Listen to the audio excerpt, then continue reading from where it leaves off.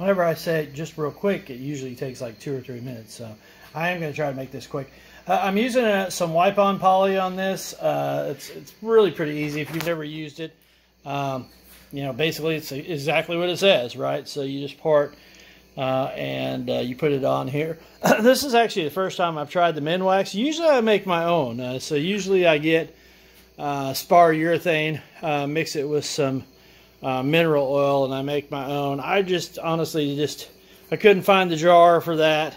My spar was spar urethane gloss was empty. I used it all over the years, so I did when I went to Lowe's, I was in a hurry, so I picked that up. It's doing pretty good.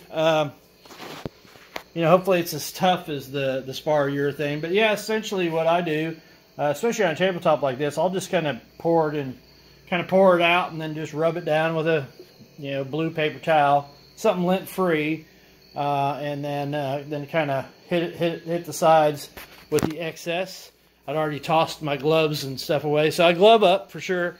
Get me a blue shop towel, pour the wipe-on poly on the surface that I'm using. Of course, that doesn't work if it's round or whatever, but usually on a flat surface, I just kind of pour some of it on there, wipe it around. That gets the blue shop towel pretty oily, and then when I'm done, I kind of do your old medical stuff, if you don't know how to do that with rubber gloves. But basically, you grab the blue paper towel in one hand, you pull your glove off, and then grab that with your other hand and pull your glove off, and then it's all self-contained.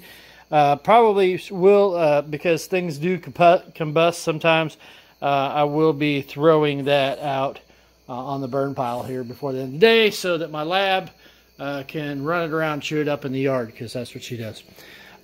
Anyway, so yeah, just kind of getting that poly on here. I've got a lot of work to do over here on the workbench.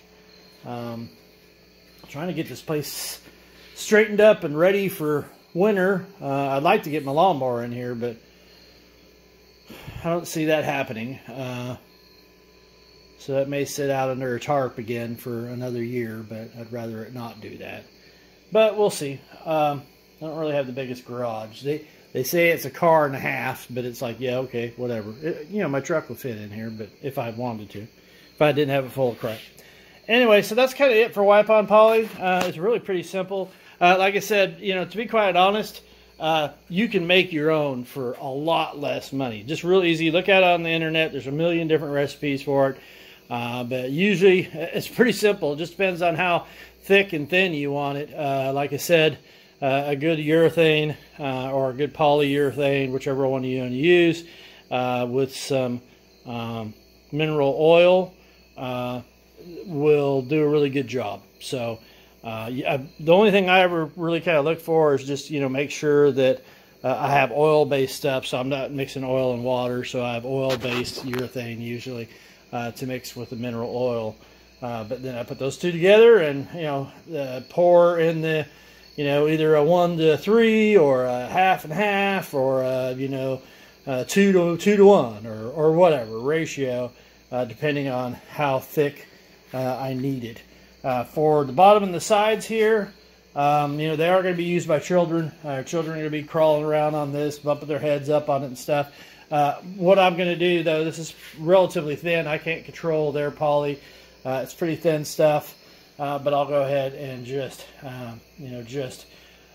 put down a, it's already did, right? So I'll put down a coat, and then tomorrow I'll come out here, hit it with some 220, just by hand, or just rough it up. Pretty much, I'm kind of done shaping it, right? So at this point, I'm just trying to pile on urethane. So I'll rough it up with some 220, wipe everything off, and then just do the same thing. Pour some more on it, get blue rag, put it all on there. Do that about 3 or, like I said, maybe 5 times.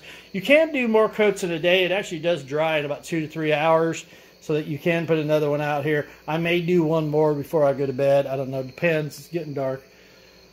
So it depends on how late I want to stay up. Anyway, so just be aware of that. So it makes a nice finish. Really, it does. I almost exclusively use that for my bottoms and my sides. And if you look at the Mesquite shop table, you know, did a lot of that for its interesting sides and the stuff over here. It does a really great job with the sides versus brushes. I don't really like using brushes. They leave bubbles, they leave streaks. Use the foam brushes and they leave everything, including part of the brush, and then you're picking out foam. And anyway, this is just a really easy method to use. So there you go. All right, so getting ready to hopefully finish this one up. Just a couple additions since I last talked to you all on this project, and I'm getting ready to get the legs on permanently. I did kind of do a couple things. So I did put another set of inserts in, basically to hold the legs good and tight. I wasn't really happy with just one insert per foot on this thing. The other thing, if you've noticed, is I actually did put the pads on and actually put them on the wood. I'm going to have them on the bottom of the legs, or the feet that are standing up there too. I got bigger ones for those, basically, so they'll slide along the floor really good. But those are pretty abrasive tops. They really are, right? They're, you know, I don't know if you can see that or not, but yeah, they're pretty rough. I can spend my time sanding them all flat, but I don't really want to do that. So what I figured I would do is I have a whole box of 8 billion of these. You know, that's one thing about Amazon, that I have a whole box of I don't know, 600 pieces of these things. That's one thing I do like about Amazon. You can pick stuff up like this, like I don't know how many hooks and just all sorts of drawer pulls and things you can get in bulk for really cheap from Amazon. But anyway, I've got a bunch of these, and so I will be putting these bigger ones, the ones this size, on the bottoms there. They're still a little small for, these are the biggest ones I have. They're still a little small, but they'll be good. I'll get those set on there. That'll be part of the process. But I think they'll be okay. So anyway, so basically just getting this ready. I did go ahead and put the other inserts in. That way the flanges on the bottom there will have 2 screws into each. I do have double washers on the screws. If you're looking right there, I've double washers on them because I was kind of holding them tight. I don't know with these on whether I'll really need to do that. Single washers will probably be fine. I did have to have the double washers just because those are inch long, quarter 20 bolts. So I didn't really want, you know, I didn't want to have to re-drill holes or any of that kind of crap because they are really long. Nor did I want to go to Lowe's and spend $8,000. This is, you know, still in the throes of COVID, so everything is hundreds of times more than it was before. But anyway, yeah. So basically, just wanted to use some of the stuff I had. So being a little lazy. Besides, I think these will be good anyway. I wanted to put these on there again because I just don't want to rough up the. As this gets used over time, those will eventually wear off the finish. Just as the wood moves and all that kind of good jazz, and I just didn't want that. So I want the finish to remain, and so I'm going to go ahead and do this. The other part I didn't really talk about, since I did talk about wood movement. You got to plan for wood movement when you're doing legs. The fact that a solid piece of wood like this, it'll move quite a bit in a year. And what I mean by move is it'll expand and contract in 2 dimensions, right? That's all I care about really for this part, but it'll actually do 3 dimensions. But in the case of setting something on here, it'll expand and contract in 2 dimensions, essentially along with against the grain and then with the grain, to differences of moisture and heat. And so it'll do that. So essentially, I also like those little dips right there on the anyway, so you want to allow that to happen. So one of the nice things I like about the pipe is I'm not like uber tight right there in the middle. So this actually still kind of moves back and forth like that, right? So I'm gonna be able to get that motion, you know, back and forth as it expands and contracts, being crossed like that. They'll be able to get that motion on there. I won't have to worry about any sort of breakage or stress or anything like that to the wood. So we're about ready to put these on. I don't have my cameraman. She's been really lax in her duties here lately, but anyway, I'm going to go ahead and get these on, get them tightened on, and then I'll show you when I'm done. So there we go. All right, I got these on. They're very firm at the moment. So I did talk about wood movement just a few minutes ago, so we'll talk about that here again. I shouldn't have, I don't know how well my planning is going to be here, but I think we'll be pretty good. There'll be a little bit of wood movement between the screws, but that was one of the reasons why I used the quarter 20s too, is they're a lot smaller than this hole right here. So essentially they should waller around themselves, right? So as the wood contracts and expands, it should give me plenty of wallering. That's a technical term I made up, but anyway, they should be give plenty of room to move back and forth. I actually like the gap a little bit caused by having those felt pads under there. There will be somewhat of a little dust collection, but it is actually, I kind of like it the way it looks. So if you kind of look at it, I kind of like that. Again, I put the felt pads under there just to try to keep the surface, the rough surface of this that is even rougher, or the bottom part. Well, you can see up here, that's all pretty rough. The other thing I have, I guess, while I'm up here, so you can see, I did leave these loose for tightening on the floor. So those are all loose for floor leveling. And I talked about, oops, you already got a scuff in there. Anyway, I talked about how this is loose on this, so these actually can expand and contract in and out. So we're loose there. These all spin back and forth. Theoretically, I think I have all the growth.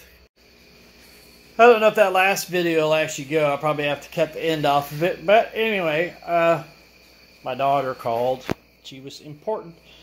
So anyway, I got this down on its feet, and it is ready to go home. So look how beautiful this thing is. I'm just going to take some gratuitous moments here, and before it goes off to somebody else, because this thing is just stunning. It's got to be one of the prettiest pieces of wood I've ever seen. I mean, the only thing I did to it was sand it flat, flatten it. We needed water. Somebody's carrying water. Anyway, but yeah, the only thing I did was really sand it flat. As far as woodworking goes, really, is just sanding it flat, getting all the really hard milled marks out of it, and then put a little bit of a green epoxy into the bark inclusions that are on it, and of course do a flood pour on it. But turned out beautiful. So there's some gratuitous things. First features, you've got these beautiful bark inclusions where this, it's either was two branches or one branch folded upon itself. I think I mentioned this in another video that this was part, if I can get my finger, this was part of a trunk that went all the way up. This was a branch that came off this way, and this is the figure that branch made as it stressed off and came off. So it's actually kind of an interesting shaped piece of wood, but you've got these beautiful bark inclusions because of that. you have some of this I've hardly ever seen before, but you literally have a folding. So the branch that was coming off here as it came off the trunk, right, it had to deal with the stresses of its size as it started growing.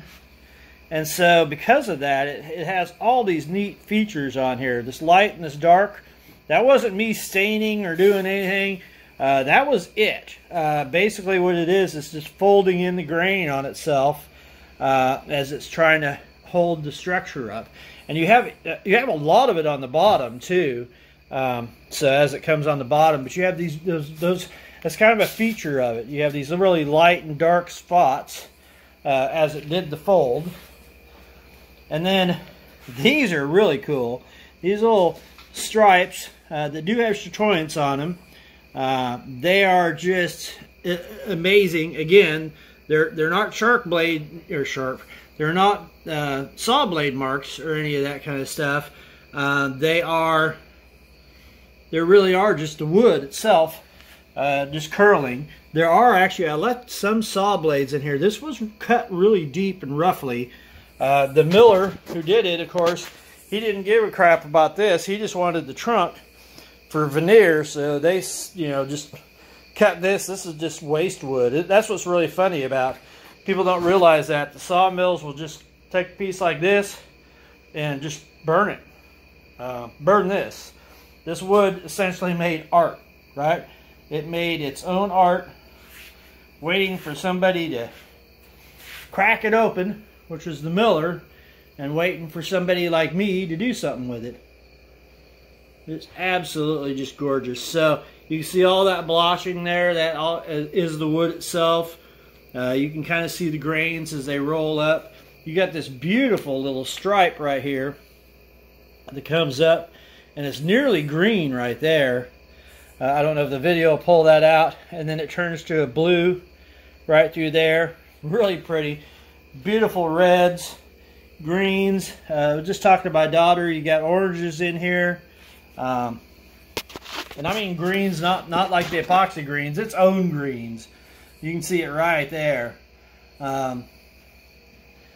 Just a ton of color from this walnut. So, beautiful piece of walnut. Hopefully my son and daughter-in-law will find a nice place for it in their house, so I don't have it sitting out here getting dusty. So I'm going to hit him up here in a minute and tell him come get it. Absolutely beautiful. Beautiful, beautiful, beautiful. Anyway, one thing really I've got left to do on it is to get the pads on the bottom feet.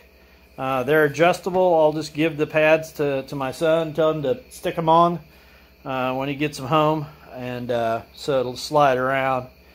And I don't really want to do them on here because it's concrete floor. It is my shop, so it's not exactly washed. But yeah, beautiful. And then this little feature right here where again, the trunk would have come off this way, right? And that branch would have came out towards the camera, right towards your face, watching this. And so there's kind of that neat little feature there. I left it rough, let the epoxy and the polyurethane just sort of spill over. And the sides are, I don't know if you can really see it. I did take all the bark off. I really debated about leaving it on. But I did take it all off, but I left some of this stuff. This is actually called sebium, and it's part of the bark. It helps with moving the moisture up from the roots to the leaves, and it's really pretty. There's some more over here, so I left that on there. It's a really debate on leaving bark on and off, and I knew that this was going to go to a house with kids.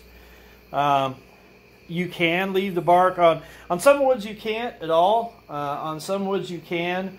Walnut you can. But really the reality of it is it's such soft tissue that you essentially have to drench the wood in epoxy or some sort of urethane or something to stabilize the bark to begin with.